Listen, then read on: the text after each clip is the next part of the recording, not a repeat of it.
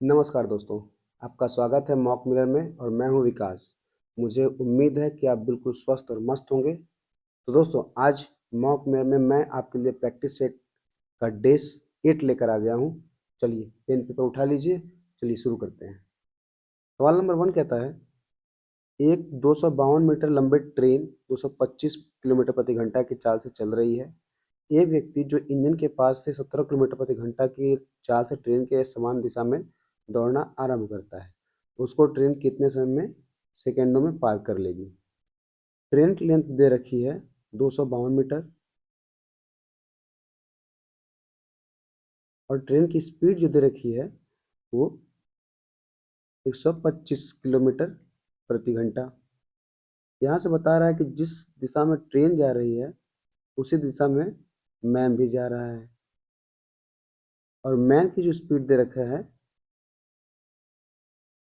17 kilometre प्रति घंटा। तो दोस्तों, यहाँ से हम रिलेटिव स्पीड निकाल सकते हैं।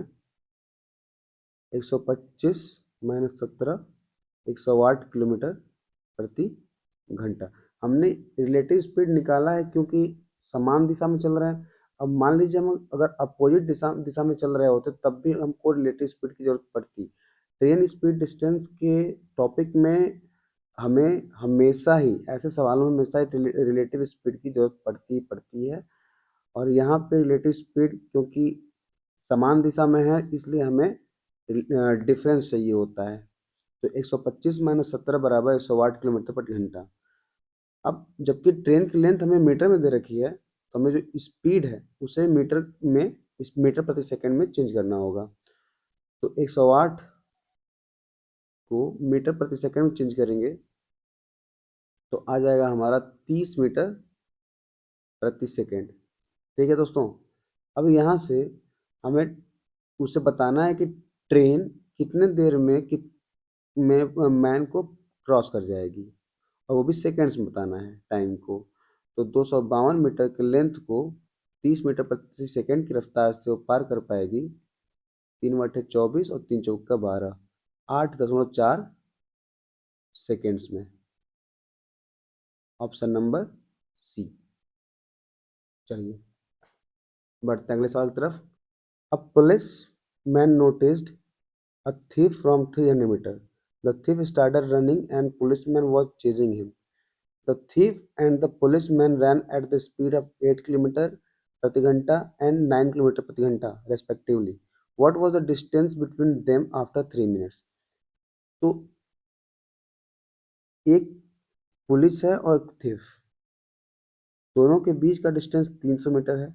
जब पुलिस ने थीफ को देखा, ठीक है, पुलिस की स्पीड जो है 9 kmph है और थीफ की स्पीड जो है 8 kmph है।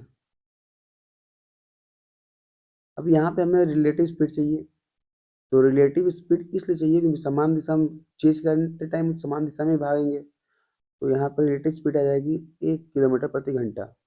अब जबकि पूछा है कि 3 मिनट के बाद, पूछा है कि 3 मिनट्स के बाद, 3 मिनट्स माने 180 सेकेंड्स के बाद उनके बीच का डिस्टेंस कितना होगा, क्योंकि स्टार्टिंग में वो तो उनके बीच की दूरी 300 मीटर थी और 180 सेकेंड्स के बाद कितनी दूरी होगी। तो यहाँ पे हम रिलेटिव स्पीड जो 1 किलोमीटर प्रति घंटा आया है उसको हम चेंज करेंगे मीटर प्रति सेकंड में, क्योंकि हमें सेकंड में आंसर चाहिए। तो 1 × 5/18 बराबर 5 मीटर प्रति 18 सेकेंड। अब क्योंकि बोल रखा है कि 180 सेकेंड्स बाद कितनी डिस्टेंस होगी उनके बीच, तो 18 सेकेंड में 5 मीटर, 180 सेकेंड्स के लिए 10 से गुणा कर देंगे तो 180 सेकेंड्स में 10 से यहाँ भी गुणा होगा क्योंकि रेशियो का नियम है। तो 50 मीटर। तो 180 सेकेंड में ये 50 मीटर ही कवर कर पाएंगे, उनके बीच की दूरी 50 मीटर ही कम हो पाएगी। तो ये हम कह सकते हैं यहाँ से कि 300 metre minus 50 metre equals to 250 metre. अब उनके बीच की दूरी जो है 3 मिनट के बाद 250 मीटर ही रहेगी। Option number B. सवाल नंबर 3 देखते हैं।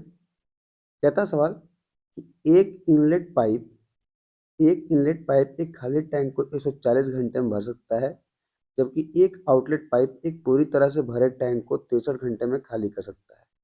यदि 8 इनलेट पाइप और वाई इनलेट पाइप एक साथ खोले जाते हैं, जब टैंक खाली होता है तो टैंक 105 घंटे में पूरी तरह भर जाता है। वाई का मान ज्ञात कीजिए। तो दोस्तों, एक इनलेट पाइप को मान लेते हैं x, जो भरेगा 140 घंटे में। वहीं दूसरे को मान लेते हैं y, जो 63 घंटे में खाली करेगा। ठीक है, तो दोनों का एलसीएम लेते हैं तो 1260 आएगा। x की जो इफिशियंसी होगी वो 9 होगी, और जो y की जो इफिशियंसी होगी वो -20 होगी, क्योंकि y जो है वो खाली करने वाला है और x जो है प्लस भरने वाला है। तो यहाँ से पूछ रखा है y, पर यहाँ ये बोला है कि 8 इनलेट पाइप और y इनलेट पाइप मिल करके 1260 को 105 घंटे में भर देते हैं। तो दोस्तों, 1260 बटा में 8, x की वैल्यू 9 है और y की वैल्यू जो है -20 है। यहाँ पे 105, तो 105 से ये 12 बार में, और 9 8 72 -20, y यहाँ पे होगा, क्योंकि y निकालनी है। तो y की वैल्यू यहाँ से हमारे पास हो जाएगी 3, option number C. Question number 4 कहता है 75 किलोमीटर के वृत्ताकार साइकिल ट्रैक के परित एक दौड़ में 2 साइकिल सवार 30 किमी प्रति घंटा और 25 किमी प्रति घंटा से दौड़ रहे हैं। कितने समय के बाद वह उस बिंदु पर मिलेंगे जहां से उन्होंने अपनी यात्रा शुरू की थी? तो दोस्तों, जो पहला वाला है उसका जो स्पीड है वो 30 किमी प्रति घंटा है, और सेकेंड वाले की 25 किमी प्रति घंटा है। तो यहाँ भी हमें रिलेटिव स्पीड चाहिए, क्योंकि वो समान दिशा में ही जा रहे हैं। जब समान दिशा में जा रहे हैं तो उनकी जो रिलेटिव स्पीड आएगी वो 5 kmph आएगी। ठीक है दोस्तों, अब जब रिलेटिव स्पीड हमारी आ गई 5 kmph, क्योंकि वो सेम डायरेक्शन में जा रहे थे। ठीक है, अब यहाँ से हम कह सकते हैं कि वो कब मिलेंगे। तो टोटल डिस्टेंस 75 किलोमीटर है, और 5 से डिवाइड करने पर 15 घंटा लगेगा उसको। उन दोनों को एक पॉइंट, जिस पॉइंट से स्टार्ट किया था उसी पॉइंट पर मिलने में उन्हें अगले 15 घंटे लगेंगे। Option number D. सवाल 5 कहता है सेक ए बराबर 13/5, तो tan A minus sign A plus cos A किसके बराबर होगा? सेक ए बराबर 13/5। तो दोस्तों, यहाँ से हम एक ट्रायंगल बना करके निकाल लेते हैं। इस एंगल की बात किया है तो यहाँ से 13 अब यहाँ से हमसे पूछा है tan A minus sign A plus cos A. तो tan ए हो जाएगा, क्योंकि 12 हो जाएगा, ट्रिपलेट है 5 12 13 का। तो tan ए हो जाएगा 12/5 माइनस 12/13 प्लस 5/13। यहाँ से 12/5, 12 में से 5 जाएगा 7, माइनस 7/13, 5 से 35 माइनस 13 12, 156 बटा में 65 बराबर 121/65।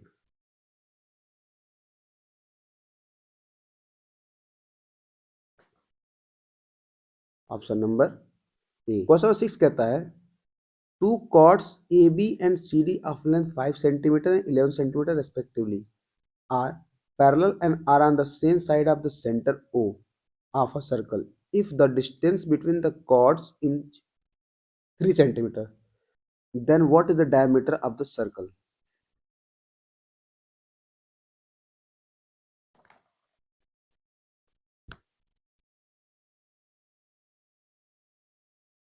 एक सर्कल बनाते हैं। सर्कल का सेंटर O है, यहाँ से एक कॉर्ड ये है और एक कॉर्ड ये है। इस यहाँ से यहाँ तक की दूरी जो है 3 सेंटीमीटर है और इस कार्ड की लेंथ जो है 11 सेंटीमीटर है और इस कार्ड की लेंथ 5 सेंटीमीटर है। अगर मैं यहाँ से कंप्लीट लाइन खींचूं तो यहाँ से यहाँ तक की जो दूरी होगी ये 3 है, तो इसको x मान लेते हैं। और O से यहाँ तक की दूरी, क्योंकि ये रेडियस r होगी और यहाँ तक की दूरी भी रेडियस r होगी, ठीक। अगर ये 11 है तो ये 5.5 होगा और ये 5 है तो 2.5 होगा। तो हम ये देख सकते हैं कि अगर मान लो इसको A मान लेते हैं, इसको A मान लेते हैं, इसको C मान लेते हैं, इसको B और इसको D। तो दोस्तों मैं कह सकते हैं OA बराबर OC, ठीक है।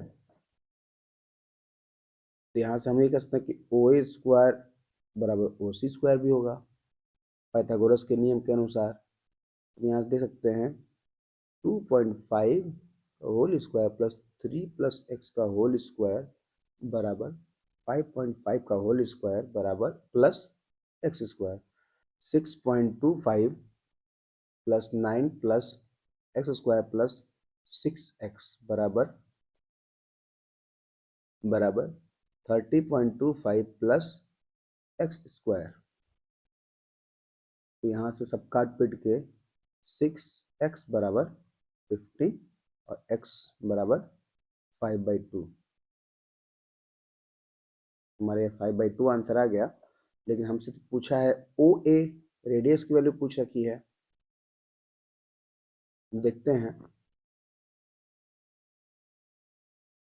2.5, इसको 2.5 भी सकते हैं। अब यहाँ से OA बराबर क्या आ जाएगा, अंडर रूट, क्योंकि हमारा जो x है इसकी वैल्यू 2.5 आ चुकी है, तो यहाँ से यहाँ तक की दूरी 5.5 हो जाएगी और ये 5, माफ कीजिएगा, ये R OA और ये 2.5, यहाँ से निकाल लेते हैं इसकी वैल्यू। 2.5 का whole square plus x plus 3 का होल स्क्वायर, यहाँ से जाएगा अंडर रूट 2.5 का होल स्क्वायर प्लस 5.5 का होल स्क्वायर बराबर अंडर रूट 146/2। अब वही 146/2 क्यों से हुआ, क्योंकि इसकी जो वैल्यू आएगी 36.50 आएगी अंडर रूट में। हमने इसको बढ़ा करके 2 बाहर ले लिया है क्योंकि हमको रेडियस मिल सके। हमको 2A OA 2A का डायमीटर की बात करते हैं तो डायमीटर हो जाएगा √146। सवाल नंबर 7 कहता है from a point P outside a circle PAB is a secant and PT is a tangent to the circle where A, B and T are the points on the circle if PT बराबर 5 centimetre, PA बराबर 4 centimetre, AB बराबर x centimetre.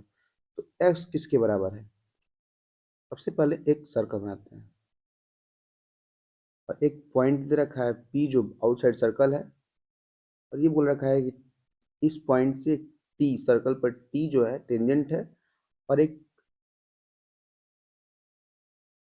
AB जो है secant है, ठीक है दोस्त। T की पीटी की वैल्यू, पीटी की वैल्यू दे रखी है 5 सेंटीमीटर और AB की वैल्यू x दे रखी है और PA की वैल्यू 4 सेंटीमीटर दे रखी है। तो हमें AB की वैल्यू निकालनी है। यहाँ से हम कर सकते हैं, फॉर्मूला होता है कि PT का स्क्वायर बराबर PA into PA plus AB, ये फॉर्मूला होता है। इसी पर निकालेंगे हम। तो 5 का स्क्वायर बराबर PA 4 गुणा में 4 plus x, 25 equal to 16 plus 4x, 9 equal to 4x, x equal to 2.25। Answer number A. Question number 8 कहता है दो वृत्तों की परिधि क्रमशः 198 सेंटीमीटर तथा 352 सेंटीमीटर, उनकी त्रिज्याओं के मध्य अंतर क्या है। हमसे r माइनस r पूछ रहा है। तो दोस्तों 2πr दे रखा है 198 सेंटीमीटर और एक 2πr दे रखा है 352 सेंटीमीटर। यहाँ से निकाल लेते हैं 2 इंटू 22/7 इंटू r बराबर 198। 2 से काटेंगे इसको, 2 9 18, 2 9 18, 11 दूना 22, 11 9 99 और r बराबर 63/2, यानी कि 2 3 6, 2 एकम 2.5 सेंटीमीटर। और यहाँ से r की वैल्यू आ जाएगी 2 इंटू 22/7 इंटू r बराबर 352, मतलब यहाँ से आ जाएगी 11 दूना 22, 11 3 33, 11 दूना 22, 4 बटे 32, आर की वैल्यू ये 56। तो एक आर की वैल्यू 31 और 5 दूसरे आर की वैल्यू 56। तो हमें आर माइनस आर ही तो ज्ञात करना था। तो 56 minus 31.5 equals to 24.5 centimetre. Answer number D. चलिए बढ़ते हैं अगले सवाल की तरफ। क्वेश्चन नंबर 9 कहता है 6 सेंटीमीटर आधार त्रिज्या और 8 सेंटीमीटर ऊंचाई वाले शंकु का संपूर्ण पृष्ठ क्षेत्रफल क्या होगा। तो एक शंकु है जिसकी हाइट हमें पता है 8 सेंटीमीटर और इसका बेस रेडियस पता है 6 सेंटीमीटर। अगर बेस रेडियस 6 है और हाइट 8 है तो क्या इसका स्लैंट हाइट 10 नहीं हो जाएगा ट्रिपलेट से। और जब 10 हो जाएगा तो हमारे पास जो फार्मूला होता है टोटल सरफेस एरिया निकालने का वो होता है पाई आर एल प्लस आर। ठीक है दोस्तों। अच्छा अब यहाँ से 22/7 इंटू आर हमारे पास 6 है, लेंथ हमारी 10 है, slant height L slant height को डिनोट करता है, तो 10 है और आर 6 है। तो 22/7 गुणा 6 16, 22/7 गुणा 16 छक्का 96, तो ये कट पिट करके आ जाएगा 301.71 centimetre square. Option number C. चलिए आज का आखिरी सवाल देखते हैं। क्वेश्चन नंबर 10 सवाल कहता है एक धातु के एक घन के प्रत्येक भुजा की लंबाई 12 सेंटीमीटर है। इसे पिघलाकर 3 छोटे घन बनाए जाते हैं। इन घनों में से 2 की भुजाओं क्रमशः 6 सेंटीमीटर और 8 सेंटीमीटर है। तो तीसरे घन की प्रत्येक भुजा की लंबाई ज्ञात करनी है। तो सबसे पहले जो पिघलाने की बात कर रहा है और नए घन बनाने की बात कर रहा है, इसका मतलब वो एक वॉल्यूम की बात कर रहा है। तो एक क्यूब की जो वॉल्यूम होती है वो होती है साइड का क्यूब, मतलब भुजा का क्यूब। तो हम ये कह सकते हैं कि जो बड़ा वाला सबसे बड़ा धातु का क्यूब है उससे 3 छोटे क्यूब बनाए जा रहे हैं। इसका मतलब ये हुआ कि 12 का क्यूब बराबर एक 6 का क्यूब प्लस 8 का क्यूब, क्योंकि एक ये हो गया दूसरा ये हो गया तीसरा का हमें नहीं पता, तो ए का क्यूब हम इसको ए ही मान लेते हैं। तो 12 का क्यूब 1728 होता है और 6 का क्यूब 216 होता है और 8 का क्यूब 512 होता है। एक क्यूब को ऐसे ही रहने देते हैं। इसको इसको जोड़ते हैं तो हमारा आता है 6 2 8 2 और 5 2 7 प्लस एक क्यूब और 1728। तो यहाँ से जाएगा एक क्यूब बराबर 1000 और ए बराबर 10। तो छोटे जो एक आखिरी जो घन जिसका पूछा है उसकी भुजा की लंबाई जो हो जाएगी वो 10 सेंटीमीटर हो जाएगी। दोस्तों ये थे 10 PYQs जो सीजीएल प्रीमियम किसी सेट में पूछे गए थे। आपका 10 में से स्कोर कितना रहा कमेंट में जरूर लिखें। आपको कोई भी डाउट हो तो मुझे कमेंट जरूर करें, मैं आपके डाउट को सॉल्व करने का पूरा प्रयास करूंगा। मिलते हैं कल रात 9 बजे अगले 10 PYQs के साथ। तब तक के लिए गुड नाइट, जय हिंद।